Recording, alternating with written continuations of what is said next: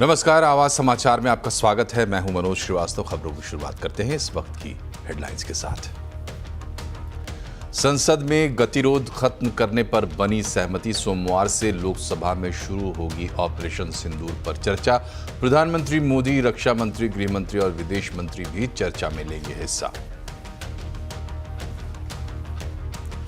Voter list verification के मुद्दे पर दिल्ली से बिहार तक आज भी विपक्ष का प्रदर्शन। लोकसभा में हंगामा, संसद के बाहर खड़गे राहुल और प्रियंका गांधी समेत विपक्ष के नेताओं का विरोध प्रदर्शन। बिहार में एसआईआर के पहले चरण का आखिरी दिन। ब्रिटेन के दौरे के बाद मालदीव पहुंचे प्रधानमंत्री मोदी का जोरदार स्वागत। एयरपोर्ट पर खुद पहुंचे राष्ट्रपति मुइजू। भारतीय समुदाय के लोगों से भी मिले पीएम मोदी। कारोबारी हफ्ते के आखिरी दिन बाजार गिरावट पर बंद। मिड कैप स्मॉल कैप शेयरों में रही जोरदार बिकवाली। पीएससी, तेल गैस, मेटल इंडेक्स गिरकर बंद। आईटी, एफएमसीजी, बैंकिंग शेयरों में भी दबाव।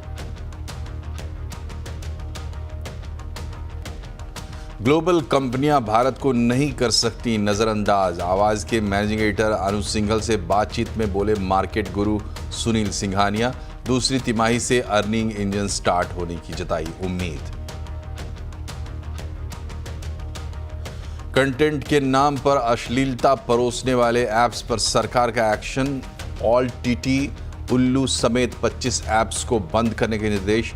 आईटी एक्ट और दूसरे नियमों के उल्लंघन का आरोप। मुंबई में भारी बारिश से कई जगह हुआ जल जमाव। ट्रैफिक की धीमी पड़ी रफ्तार। मुंबई पुलिस की लोगों को घर में रहने की सलाह। हाई अलर्ट पर प्रशासन।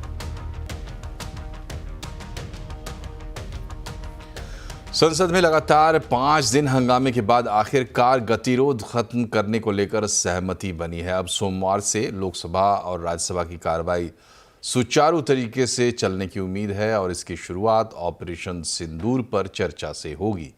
पूरी खबर जानने के लिए चलते हैं लक्ष्मण रॉय के पास। बताएं लक्ष्मण जी, क्या रहा आज संसद का हाल और कैसे टूटा ये गतिरोध? जी बिल्कुल, आपने सही कहा कि आज भी संसद में हंगामा जारी था। संसद भवन के भीतर, संसद भवन के परिसर में और सदन के भीतर विपक्षी सांसदों ने जमकर हंगामा किया। कभी स्पेशल इंटेंसिव रिवीजन को लेकर के या फिर ऑपरेशन सिंदूर के मामले पर। लेकिन दोपहर होते होते कई बार सदन को स्थगित करना पड़ा और फिलहाल सोमवार तक के लिए सदन स्थगित कर दी गई।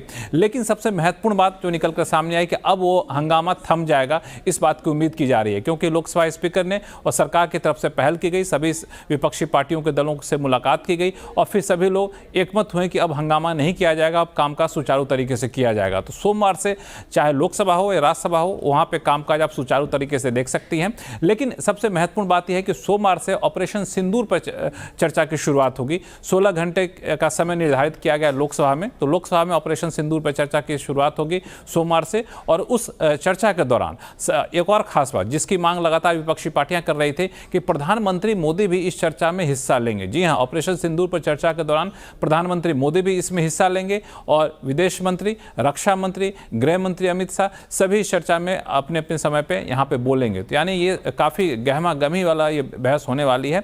और उसके बाद मंगलवार को माना जा रहा है कि लोकसभा में ये चर्चा समाप्त हो जाती है तो मंगलवार को राज्यसभा में फिर इस पर चर्चा की शुरुआत होगी। तो अगला हफ्ता कामकाज भरा हुआ लेकिन गर्मा गर्म बहस वाली हफ्ता आप देख सकते हैं संसद में। शुक्रिया लक्ष्मण जी। इधर बिहार में वोटर लिस्ट वेरिफिकेशन के मुद्दे को लेकर सियासी घमासान जारी है। दिल्ली से लेकर पटना तक विपक्षी दलों का विरोध प्रदर्शन चल रहा है। विपक्षी सांसदों ने गांधी प्रतिमा से लेकर मकर द्वार तक पैदल मार्च निकाला। इसमें राहुल गांधी, प्रियंका गांधी, मल्लिकार्जुन खड़गे भी शामिल हुए। इसके बाद मकर द्वार पहुंचने पर राहुल, प्रियंका और मल्लिकार्जुन खड़गे समेत विपक्ष के सांसदों ने एसआईआर लिखे हुए पोस्टर फाड़े और उन्हें प्रतीकात्मक डस्टबिन में डाला। लोकसभा में कार्रवाई शुरू होते ही विपक्षी सांसदों ने एसआईआर पर हंगामा शुरू कर दिया। इधर पटना में भी विपक्षी विधायकों ने आज भी विरोध प्रदर्शन जारी रखा। भारी हंगामे के बाद बिहार विधानसभा की कार्रवाई 2 बजे तक स्थगित करनी पड़ी। ब्रिटेन के दौरे के बाद प्रधानमंत्री नरेंद्र मोदी आज मालदीव्स पहुंच गए हैं। मालदीव्स के राष्ट्रपति मोहम्मद मुइज्जू ने पीएम मोदी का एयरपोर्ट पर भव्य स्वागत किया। मालदीव्स के कलाकारों की ओर से पारंपरिक तरीके से पीएम मोदी का स्वागत किया गया। 2 दिवसीय दौरे के दौरान प्रधानमंत्री नरेंद्र मोदी मालदीव्स के 60वें स्वतंत्रता दिवस समारोह में बतौर मुख्य अतिथि शामिल होंगे। राष्ट्रपति मुइजू के साथ व्यापक वार्ता भी करेंगे। दोनों देशों के संबंधों में आए तनाव के बाद प्रधानमंत्री मोदी की ये पहली मालदीव्स यात्रा है। सरकार ने कंटेंट के नाम पर अश्लीलता परोसने वाले 25 ऐप्स पर हंटर चला दिया है। सरकार ने इन्हें बंद करने के निर्देश दिए हैं। डिटेल लेते हैं असीम मनचंदा से। बताएं असीम, कौन से ऐप्स हैं और किस कानून के तहत इन्हें बैन किया गया है? बहुत सारे ऐसे ऐप थे जो कि कंटेंट के नाम पर वल्गैरिटी और ऑब्सनिटी को परोस रहे थे, तो सरकार ने इन ऐप्स के ऊपर रोक लगाने का फैसला किया है। इसके लिए सरकार ने एक कमेटी बनाई थी। इस कमेटी के अंदर गृह मंत्रालय के अधिकारी, सूचना और प्रसारण मंत्रालय के अधिकारी, वुमेन एंड चाइल्ड डेवलपमेंट मंत्रालय के अधिकारी, इतना ही नहीं फिक्की और सीआई के रिप्रेजेंटेटिव भी इस कमेटी के अंदर मौजूद थे। तो इन कमेटी ने पाया कि हाँ, ये नियमों का उल्लंघन कर रहे हैं। सरकार ने ये पाया कि ये ऐप्स आईटी एक्ट के सेक्शन 67 और आईपीसी के सेक्शन 292 का उल्लंघन कर रहे हैं, तो सरकार ने इनके ऊपर रोक लगाने का फैसला किया है। जो इंटरनेट सर्विस प्रोवाइडर है उनको ऑलरेडी निर्देश दे दिए गए हैं, वो जल्दी इसको ब्लॉक कर देंगे। खासतौर पर ये भी बता दूं कि 24 वेबसाइट्स हैं जिनको कि ब्लॉक किया जाएगा। ऐप स्टोर के ऊपर करीबन 5 ऐप्स हैं जिनको ब्लॉक किया जाएगा। प्ले स्टोर के ऊपर 9 ऐप्स हैं जिनको कि ब्लॉक किया जाएगा। इसमें प्रमुख उल्लू ऐप है, अल्ट बालाजी का ऐप है। इन सबको ब्लॉक करने के निर्देश ऑलरेडी दे दिए और कुछ घंटों के बाद या कुछ ये कहे कि 1 से 2 दिन के बाद ये आपको दिखना बंद कर देंगे। बहुत बहुत शुक्रिया असीम। पढ़ते हैं आगे और अब बात करते हैं आज के सबसे बड़े इंटरव्यू की। सीएनबीसी आवाज़ के मैनेजिंग एडिटर अनुज सिंघल ने एबाकस एसेट मैनेजर के सुनील सिंघानिया का बेहद खास अंदाज में इंटरव्यू किया है। टेस्ला की चलती कार में मार्केट की बातें। सुनील सिंघानिया का मानना है कि सितंबर तिमाही से नतीजों में सुधार संभव है।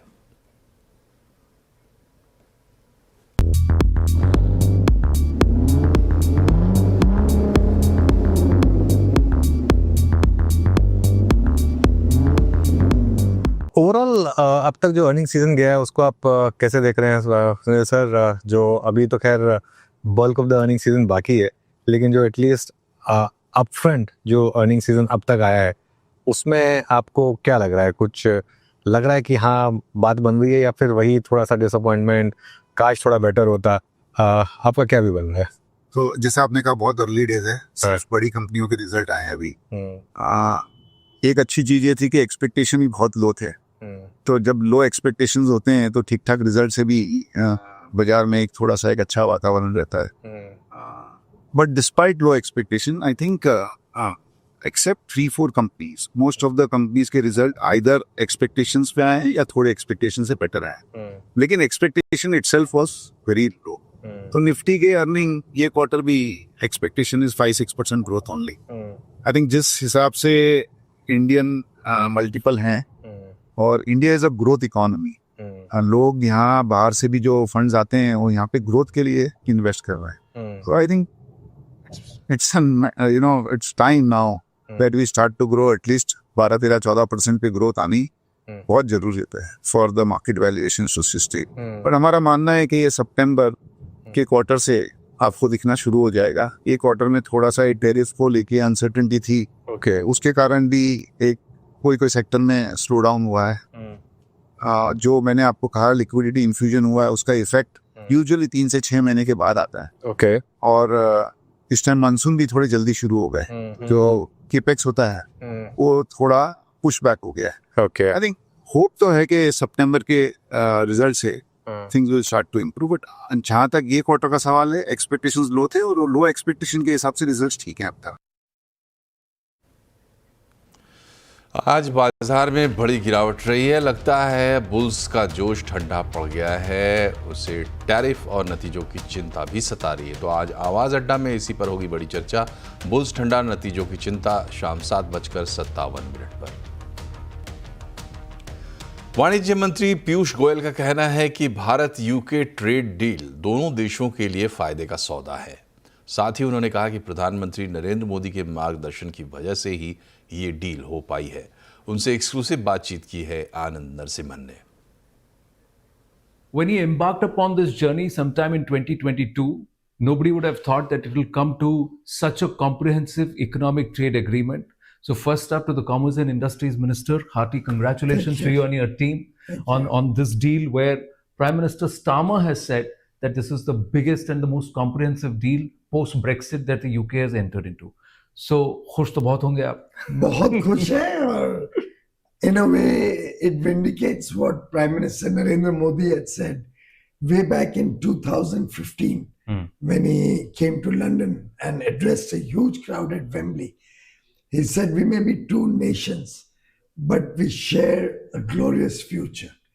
And मैं समझता हूँ कि वास्तव में प्रधानमंत्री मोदी जी की जो दूरदृष्टता है, जिस प्रकार से उन्होंने भारत को अब साझेदार बनाया है विकसित देशों का, जिससे हमारी मानसिकता भी विकसित बने, जिससे हम भी सोचे अच्छी चीजों की, बड़ी चीजों की, छोटा ना सोचे. तो मैं समझता हूँ ये जो पूरा बदलाव आया है भारत में, ये मोदी जी की सबसे बड़ी ताकत है, देन है देश के लिए, और भारत का भविष्य उज्जवल है. But it's not a free trade agreement. It's a CETA because there are certain sectors that you have protected for Bharat. And which are those sectors? And let's try and put that out. When it comes to produce, so apple growers, and then there are all these sensitive sectors. For example, dairy is not open. Dairy. No rice, no sugar, no apples. Every country, you have to look at the strengths of the country. See what are your offensive interests, कि आपको क्या market access चाहिए, and what are your defensive interests, कहाँ पे आपको खोलना नहीं है या बचना है. वैसे ही दूसरी तरफ के भी दोनों होते हैं. Right. एक अच्छी बात जो माननीय प्रधानमंत्री नरेंद्र मोदी जी ने मुझे सिखाई है कि सेंसिटिव रहो दूसरे के प्रति, तो वो भी आपके प्रति सेंसिटिव रहेगा. और एक प्रकार से वो हमारी आज के दिन नेगोशिएशन में सबसे बड़ी ताकत वो है कि दोनों देश शुरू में ही तय कर लेते हैं कि एक दूसरे के सेंसिटिव सेक्टर्स को हम रिस्पेक्ट करेंगे, प्रोटेक्ट करेंगे. जैसे ही आप वो शुरुआत वहां से करो तो आगे का रास्ता बड़ा ही स्मूथ हो जाता. So Bharat and Britain have shown the art of the deal. So is there a message going somewhere? Well, the message is clearly for the people and business persons of both countries, because a deal can only be stuck when it's a win-win for both parties. कभी भी जीवन में एक तरफा सौदा नहीं होता है. अहमदाबाद विमान हादसे के बाद से हवाई यात्रा में सुरक्षा को लेकर चिंता बढ़ी हुई है. इस बीच बुरी खबर यह है कि डीजीसीए खुद स्टाफ की भारी कमी से जूझ रहा है. करीब आधे पद खाली हैं. भर्तियों की प्रक्रिया चल रही है, लेकिन इसमें भी वक्त लगेगा. एविएशन रेगुलेटर डीजीसीए के सामने चुनौती सिर्फ देश के एविएशन की निगरानी की ही नहीं है, बल्कि इन दिनों अपने स्टाफ की कमी से भी जूझ रहा है डीजीसीए. सवाल ये है कि देश के एविएशन की निगरानी के लिए अगर स्टाफ ही नहीं होगा तो आखिर ये निगरानी करेगा कौन? जुलाई 2025 तक के आंकड़े बताते हैं कि डीजीसीए में 1644 स्वीकृत पदों में से सिर्फ 821 पद भरे हुए हैं. कुल 823 यानी करीब 50% पोस्ट पर अब भी भर्ती नहीं हुई है. सबसे गंभीर बात यह है कि ग्रुप ए टेक्निकल ऑफिसर्स के 1063 पदों में से 540 खाली हैं. इन्हीं अफसरों पर विमानों की जांच, सुरक्षा, ऑडिट और एयरलाइन सर्टिफिकेशन जैसी अहम जिम्मेदारियां होती हैं. डीजीसीए को उठना चाहिए और जो रिटायर्ड एक्सपीरियंस्ड आदमी है उनको चाहे टेम्परेरी कॉन्ट्रैक्ट पे रखें, 6-6 महीने कॉन्ट्रैक्ट कर, जहाँ किसी खास जरूरत के लिए जब लाइसेंस इश्यू करते हैं पायलट्स के लिए, उनके लिए टेम्परेरी हायर कर सकते हैं. और उसके बाद अपनी सिलेक्शन शुरू करें through union public service commission से या गवर्नमेंट ऑफ इंडिया की रिक्रूटमेंट एजेंसी से. और स्टाफ की पूर्ति जितनी जल्दी हो उतनी अच्छी है. नहीं तो हमारे जो यंग अच्छे बच्चे जो आज ट्रेनिंग करके आ रहे हैं उनको कई महीने लग जाते हैं, उनको लाइसेंस ही नहीं मिलता इनके पास, बिकॉज शॉर्टेज है स्टाफ की बहुत. डीजीसीए की आंतरिक रिपोर्ट बताती है कि भर्ती प्रक्रिया में 2 से 3 साल लग जाते हैं. इसके अलावा लिमिटेड टैलेंट पूल भी एक चुनौती है. डीजीसीए ने डेपुटेशन के जरिए 79 पदों को भरने की कोशिश की, लेकिन सिर्फ एक अफसर ने ज्वाइन किया. वजह, डीजीसीए उतनी तनख्वाह और भत्ते नहीं दे सकता जितना एएआई या पवन हंस जैसे पीएसयू देते हैं. फिलहाल 190 टेक्निकल पदों की भर्ती प्रक्रिया अंतिम चरण में है और 116 पदों को प्रमोशन और डेपुटेशन से भरने की कोशिश की जा रही है. This year we have planned to recruit 190, where UPSC also has come forward, and by October, end of October, we are going to recruit 190 posts for this DGCA.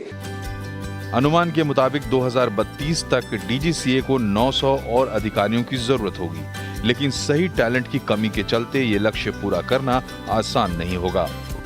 देश का एविएशन तेजी से बढ़ रहा है और इसकी निगरानी के लिए काफी स्टाफ की जरूरत है। हालांकि पिछले कुछ समय में डीजीसीए ने अपनी रिक्रूटमेंट ड्राइव को तेज जरूर किया है, लेकिन अभी की जरूरत के हिसाब से ये काफी नहीं है। रोहन सिंह, दिल्ली। एजीआर की पेमेंट सुरक्षित करने के लिए पार्लियामेंट्री स्टैंडिंग कमेटी ने दूरसंचार विभाग से इसके विकल्प तलाशने की सिफारिश की है। कमेटी के मुताबिक विभाग इसके लिए एस्क्रो अकाउंट बना सकता है और इसमें टेलीकॉम कंपनियों के रेवेन्यू का हिस्सा अलग से रख सकता है। बाकी डिटेल बता रहे हैं असीम मनचंदा। एजीआर का टेलीकॉम कंपनियों के ऊपर करीबन 1 लाख करोड़ रुपए का बकाया है। तो ऐसे में जो पार्लियामेंट की स्टैंडिंग कमेटी है उसने इसको लेकर के चिंता जताई है। पार्लियामेंट्री स्टैंडिंग कमेटी के मुताबिक अगर कंपनियां इसको नहीं देती है तो सरकार को इससे नुकसान हो सकता है। स्टैंडिंग कमेटी ने कई सारे सरकार से कहा है कि आप कई सारे विकल्पों के ऊपर विचार कीजिए कि किस तरह से इस पूरे अमाउंट को वसूला जाए। स्टैंडिंग कमेटी ने भी कई सारे सजेशंस दिए हैं। स्टैंडिंग कमेटी का कहना है कि आप एक एस्क्रो अकाउंट बना दीजिए जिसमें जो कंपनियां हैं उनकी रेवेन्यू से होने वाली कमाई इसमें जमा की जा सके और उसके बाद सरकार इससे भरपाई कर सके। इतना ही नहीं, कमेटी ने यह भी सुझाव दिया कि जो स्पेक्ट्रम ऑक्शन में दिया गया है सरकार उसका एक पार्ट अपने पास रख ले और उससे कमाई करे। हालांकि ये सभी पार्लियामेंट्री कमेटी के सुझाव हैं। अब जो टेलीकॉम कंपनियों को मोरेटोरियम पीरियड दिया गया था वो भी खत्म हो चुका है और कंपनियों की जो पहली किस्त है वो 31 मार्च 2026 से पहले हो रही है। तो पार्लियामेंट्री स्टैंडिंग कमेटी ने इस सुझाव दूरसंचार विभाग को सौंपे। अब देखना होगा दूरसंचार विभाग इनके ऊपर कितना अमल करता है। डीएलएफ होम डेवलपर्स ने मुंबई में जोरदार सेल्स की है। ट्राइडेंट रियल्टी के साथ सोसाइटी में साझेदारी में मुंबई में द वेस्ट पार्क के पहले चरण के तहत लॉन्च किए गए सभी 4 टावरों के सभी यूनिट्स सिर्फ 1 हफ्ते में पूरी तरह बिक गए हैं। कंपनी ने अब तक 2300 करोड़ रुपए से ज़्यादा की सेल की है। डीएलएफ के जॉइंट एमडी और चीफ बिजनेस ऑफिसर आकाश ओहरी ने बताया कि कंपनी को मुंबई का रिस्पॉन्स शानदार रहा है। पहले चरण के लिए सभी स्टॉक 1 सप्ताह से भी कम समय में बिक गए हैं। प्रोजेक्ट वेस्ट पार्क मैं आपको अगर ये कह सकूं तो will be one of its kind in Mumbai. आज के बाद मुंबई बाकी बिल्डर से भी बहुत चीज़ें डिमांड करेगा। वी आर ओवरवेल्म्ड कि भाई इस तरीके से मुंबई की इन्वेस्टर्स ने हमें वेलकम किया है और बहुत अच्छे टाइप के इन्वेस्टर्स हैं। आपके कॉर्पोरेट के हैं, आपके बिजनेस फैमिलीज़ हैं, एनआरआईज़ ने होल्स बहुत इस बार डबल डिजिट्स में इस प्रोजेक्ट को सपोर्ट किया है मुंबई के। तो ओवरऑल मैं मानता हूं कि इंडस्ट्री के लिए भी ये बहुत अच्छी खबर है।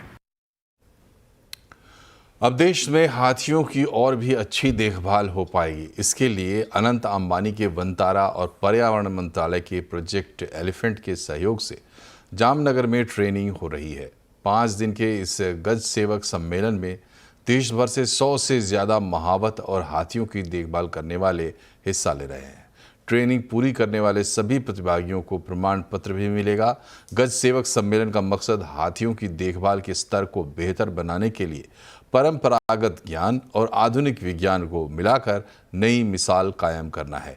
यहाँ हाथियों के डेली केयर जैसे नहाने की तकनीक, फुट केयर, हाथियों के गुस्से को शांत करना, सकारात्मक व्यवहार सिखाने पर जोर दिया जा रहा है। इसके अलावा यहाँ आयुर्वेदिक थेरेपी और पारंपरिक उपायों का भी इस्तेमाल हो रहा है। साथ ही हाथी सेवकों की सुरक्षा और मानसिक स्थिति पर भी फोकस किया जा रहा है। मुंबई और आसपास के जिलों में भारी बारिश हो रही है। इसके कारण जनजीवन बुरी तरह प्रभावित भी हुआ है। कई जगहों से जलभराव की तस्वीरें सामने आई है। बारिश की वजह से मुंबई के कई इलाकों में जलभराव हुआ है और जाम की स्थिति पैदा हो गई है।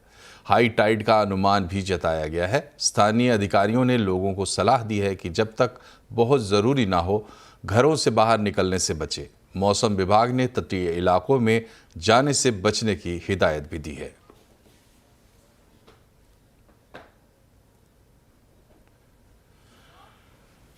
तो इस बुलेटिन में फ़िलहाल इतना ही, लेकिन जाते जाते आपको बता दें कि अब से थोड़ी देर में 5:57 पर कंज्यूमर अड्डा में देखिए कि त्यौहार आने पर कैसे जॉब्स की भरमार हुई है। फिलहाल दीजिए इजाज़त, नमस्कार।